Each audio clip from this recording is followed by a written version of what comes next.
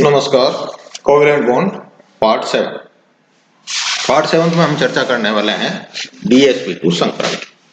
DsP2 hybridisation में आप देख पा रहे हैं, ये हाथ से बनाई हुई स्लाइड में एक s ऑर्बिटल है, दो p ऑर्बिटल है और एक d ऑर्बिटल है। अब हमारे पास में d ऑर्बिटल कितने थे? हमारे पास में d ऑर्बिटल थे 5। कितने प्रकार के थे?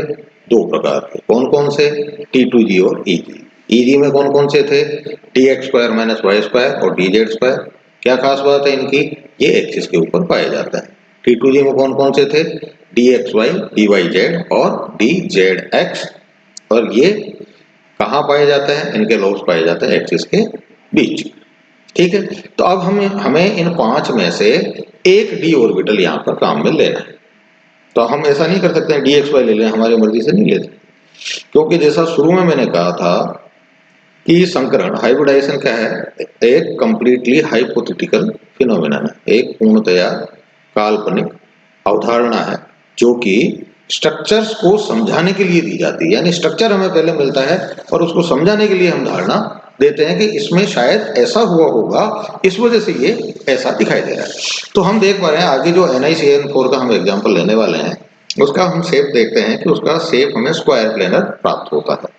स्क्वायर प्लेनर प्राप्त होता है तो इसका मतलब क्या हुआ कि हमें वो d ऑर्बिटल लेना पड़ेगा। और स्क्वायर प्लेनर के अंदर जो 4 DsP2 हाइब्रिड ऑर्बिटल्स होते हैं, वो चारों हाइब्रिड ऑर्बिटल्स कहाँ सिचुएटेड होते हैं? वो सिचुएटेड होते हैं एक्सिस के ऊपर।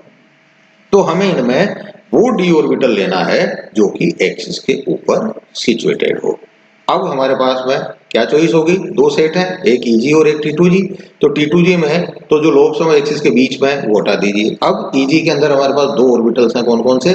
dx² - y² और dz²।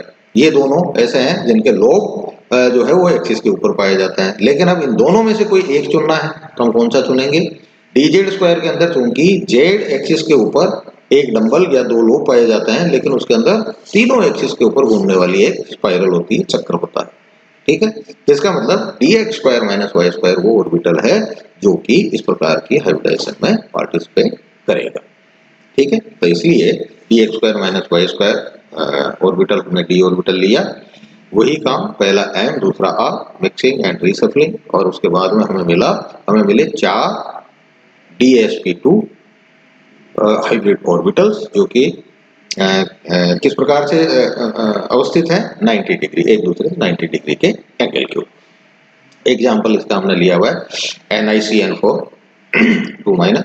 यहाँ पर आप देखें निकेल की ग्राउंड स्टेट में इसका कॉन्फ़िगरेशन क्या है?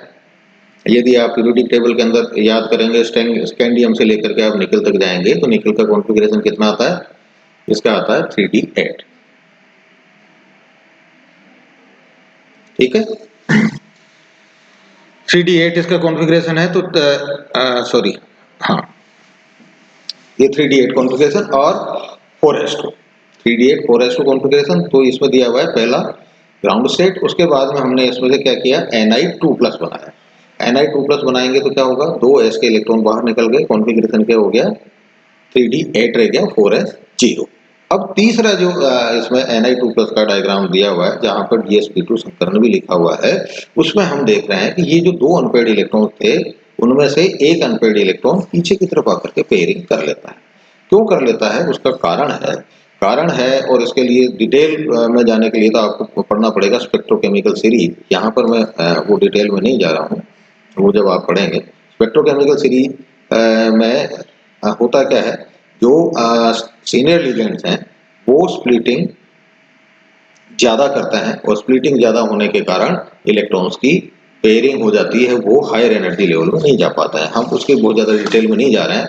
यहाँ पर हम ये कहेंगे कि साइनाइड चूंकि एक स्ट्रॉन्ग फील्ड प्रोड्यूसिंग लिगेंड है, जो जिसके कारण इलेक्ट्रॉन अनपेयर्ड नहीं रह करके पीछे जा करके पेयरिंग कर लेते हैं। तो एक ऑर्बिटल इसके अंदर खाली हो गया, तो इसलिए हम अंदर का d फिर s और बाहर के 2 p ऑर्बिटल्स काम में लेता है और DsP2 संकरण हमारे को मिलता है।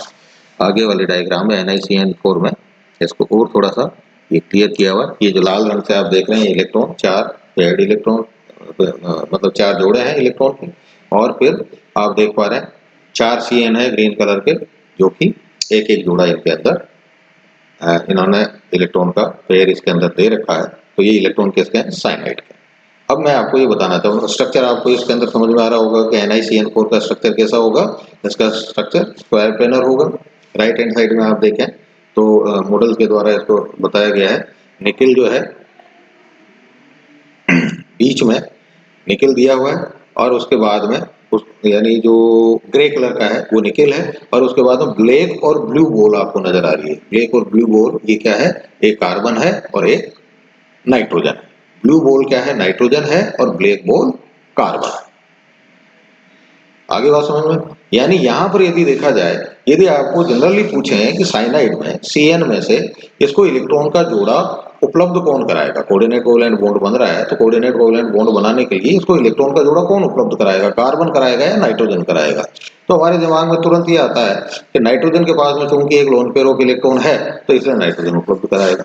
लेकिन आप देख पा रहे हैं बॉन्डिंग के अंदर निकेल से सीधा कौन जुड़ा हुआ है? निकेल से जुड़ा हुआ है कार्बन। इसका मतलब यहाँ पर इलेक्ट्रॉन का जोड़ा कौन उपलब्ध करा रहा है? इलेक्ट्रॉन का जोड़ा उपलब्ध कराता है कार्बन, न कि नाइट्रोजन। क्यों, किस प्रकार से, उसको समझाने के लिए मैं बात करता हूं। ऊपर वाले डायग्राम में आप वापस आए NiCN4 के लिए। यहां पर आप देख पा रहे हैं, इसको मैं थोड़ा सा बड़ा करके आपको दिखाने की कोशिश करता हूं। ये वो आप देखिए NiCN4 का डायग्राम तो मैंने ऊपर की तरफ बना रखा है। आप उसमें देख पा रहे हैं बीच में है Ni2+ और उसके बाद में 4 साइनाइड जुड़े हुए हैं। 4 साइनाइड का भरा हुआ ऑर्बिटल, वहां से एक इलेक्ट्रॉन का जोड़ा निकेल की तरफ दिया जा रहा है, यानी कोऑर्डिनेट कोवैलेंट बॉन्ड बन रहा है। जिसके कारण इसका Ni2+ का दोनों चार्ज खत्म होकर के 4 साइनाइड, प्रत्येक साइनाइड पे एक माइनस चार्ज है, इसलिए बाहर की तरफ हमने -2 चार्ज इसके ऊपर दिया हुआ है। नीचे मैंने साइनाइड का स्ट्रक्चर बताया है। आप देखिए single bond C, triple bond N, cyanide. इसमें आप देखें कार्बन का कॉन्फ़िगरेशन क्या है? कार्बन का एक्साइटेड स्टेट के अंदर कॉन्फ़िगरेशन हमने दे रखा है, 1 इलेक्ट्रॉन S में और 3 P में है। वैसे इसका कितना होता है? P2 कॉन्फ़िगरेशन होता है। तो एक्साइटेड स्टेट का ये डायग्राम दिया हुआ है। फिर नाइट्रोजन के अंदर एक्साइटेड स्टेट में एक लोन पेयर ऑफ इलेक्ट्रॉन है और 3 इसके अंदर अनपेयर्ड इलेक्ट्रॉन है। ठीक है, दोनों के अंदर होता है sp संकरण। तो अब आप नीचे वाला जो डायग्राम है उसके अंदर आप देखिए, लेफ्ट हैंड साइड के अंदर तो है कार्बन। कार्बन के अंदर जो हॉरिजॉन्टल जो ऑर्बिटल्स आपको नजर आ रहे हैं वो है कार्बन के sp हाइब्रिड ऑर्बिटल। इसी प्रकार से राइट वाला जो डायग्राम है वो है नाइट्रोजन को शो कर रहा है और उसमें भी देखेंगे आपको जो 2 लोब नजर आ रहे हैं हॉरिजॉन्टल, क्या बोलते हैं उसको,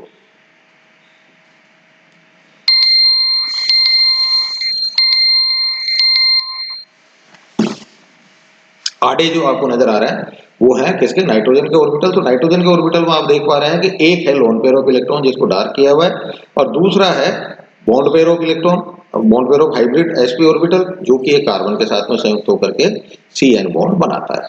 उसके अलावा कार्बन के पास में भी 2 अनहाइब्रिड ऑर्बिटल पड़े हैं, नाइट्रोजन के पास में भी 2 अनहाइब्रिड ऑर्बिटल्स पड़े हैं। कार्बन के पास में एक आधे तीर के द्वारा एक एक इलेक्ट्रॉन मैंने शो किया है और नाइट्रोजन के अंदर क्रॉस के द्वारा इलेक्ट्रॉन शो किया है। ये दोनों आपस में मिलकर कोलेटरल ओवरलैपिंग करते हैं और क्या बनाता है? 2 पाई बॉन्ड बनाता है। तो ऊपर का स्ट्रक्चर बन गया, कार्बन और नाइट्रोजन के बीच में 3 बॉन्ड, एक सिग्मा बॉन्ड, ठीक है, जो कि sp sp हाइब्रिडाइजेशन से बना है, sp sp हाइब्रिड ऑर्बिटल के ओवरलैपिंग से बना है और 2 बन गए हैं पाई बॉन्ड। ठीक है, अब आप देखिए बिल्कुल लेफ्ट में आ जाइए, कार्बन के अंदर एक उल्टा अर्ध तीर मैंने बना रखा है। ये इलेक्ट्रॉन कहां से आया? क्योंकि इस इलेक्ट्रॉन के अलावा यदि स्ट्रक्चर की बात करें तो वो तो स्ट्रक्चर है किसका? C ट्रिपल बॉन्ड N का। लेकिन अब आप जब Cn- की बात करें तो इसका मतलब क्या हो गया? एक इलेक्ट्रॉन बाहर से इसके अंदर आया है और वो इलेक्ट्रॉन कहां जा सकता है? नाइट्रोजन के पास में तो ऑलरेडी पड़ा है, तो इसलिए खाली ऑर्बिटल कौन सा नजर आता है? वो नजर आता है कार्बन। इसलिए Cn- का जो माइनस वाला इलेक्ट्रॉन है वो कहां जाता है? कार्बन में। और अब आप देखिए कि कार्बन के पास में भी एक इलेक्ट्रॉन का जोड़ा है और नाइट्रोजन के पास में भी एक इलेक्ट्रॉन का जोड़ा है, जो सबसे लास्ट में डायग्राम में अपन ने दिया हुआ है। नाइट्रोजन में मैंने लोन पेयर 2 बिंदियां शो की हैं और कार्बन के ऊपर एक लोब बना करके 2 इलेक्ट्रॉन उसमें दिए। तो स्थिति अब यह है कि नाइट्रोजन भी यहाँ पर इलेक्ट्रॉन का जोड़ा डोनेट कर सकता है, या हम उपलब्ध करा सकता है, डोनेट तो नहीं कहेंगे शब्द हम, उपलब्ध करा सकता है और नाइट्रोजन भी उपलब्ध करा सकता है। दोनों में से अब उपलब्ध कराएगा कौन, वास्तव में करवाता कौन है उपलब्ध? उसके लिए हमें पता है कि नाइट्रोजन की विद्युत ऋणता, नाइट्रोजन की इलेक्ट्रोनेगेटिविटी कार्बन से ज्यादा है।